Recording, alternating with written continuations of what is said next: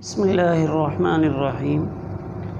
ام المومنین حضرت ام سلمہ رضی اللہ تعالی عنہا ہماری ماں ہیں۔ آپ کا اسم گرامی ہند تھا، نام ہند تھا، ام سلمہ کنیت تھی۔ آپ کی والدہ ماجدہ کا نام عاتکہ بنت عامر تھا، جو قبیلہ بنو فراس سے تھیں۔ والد ابو امیہ سہیل ابن المغیرہ، یہ قریش کے قبیلہ بنو مخزوم سے تعلق رکھتے تھے۔ تو ابو امیہ جو ان کے والد تھے بہت سخی اور فیاض تھے۔ جب سفر میں جاتے تو سارے قافلے والوں کی کفالت خود کرتے، اس وجہ سے زاد الراکب کے نام سے مشہور تھے۔ چلنے والوں کا زاد الراکب کہ جو سفر میں ہیں ان کا توشہ، ان کے لیے توشے کا بندوبست کرنے والا۔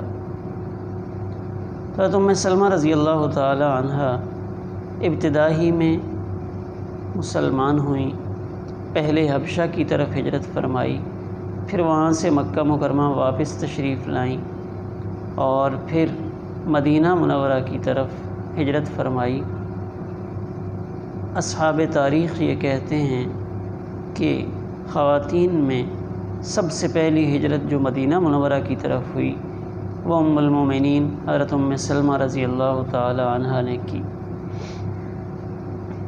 ہجرت کا واقعہ بڑا دردناک ہے کہ جب ہجرت کرنے کا موقع آیا، ان کے شوہر حضرت ابو سلمہ رضی اللہ تعالی عنہ عبداللہ ابن عبد الاسد ان کا نام تھا، جو ابو سلمہ کے نام سے مشہور ہیں۔ ان کے چچا زاد تھے اور نبی کریم صلی اللہ علیہ وسلم کے رضاعی بھائی تھے، یعنی انہوں نے ابو سلمہ نے اور نبی کریم صلی اللہ علیہ وسلم نے سویبہ کا دودھ پیا تھا۔ اس رشتے سے وہ نبی کریم صلی اللہ علیہ وسلم کے رضاعی بھائی تھے۔ تو جب مدینہ منورہ کی طرف ہجرت کا موقع آیا، حضرت ابو سلمہ روانہ ہو گئے۔ حضرت ام سلمہ کے خاندان والوں کو انہوں نے، یعنی ان کے خاندان والوں نے روک دیا، مدینہ منورہ جانے کی اجازت نہیں دی۔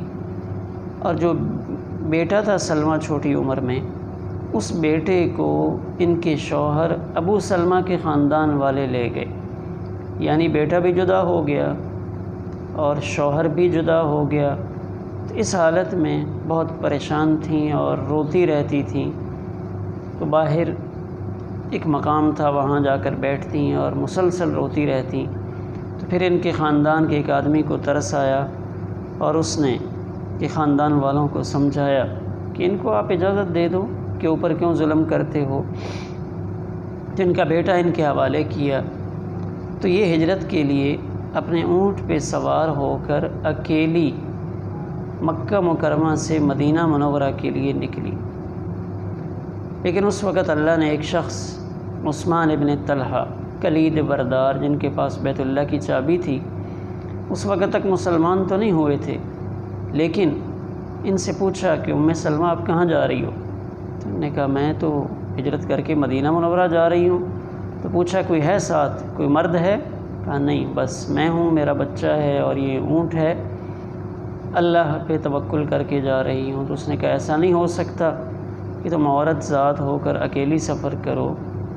تو پھر وہ عثمان ابن طلحہ وہ ساتھ چلے۔ تو جب کہیں رکنے کی نوبت آتی تو وہ عثمان ان کے اونٹ کو بٹھا کر کہیں دور درخت کے نیچے چلے جاتے، اور جب روانگی کا وقت آتا تو ہودج اوپر رکھ دیتے اور یہ سوار ہو جاتی۔ تو اونٹ کو پکڑ کر، نکیل پکڑ کر چلتے رہتے۔ جب قباء کی آبادی نظر آئی، یعنی مدینہ منورہ کے قریب پہنچ گئے، تو عثمان ابن طلحہ نے کہا کہ لو اب مدینہ منورہ آ گیا ہے، اب تم اپنے شوہر کے پاس چلی جاؤ، میں واپس چلتا ہوں۔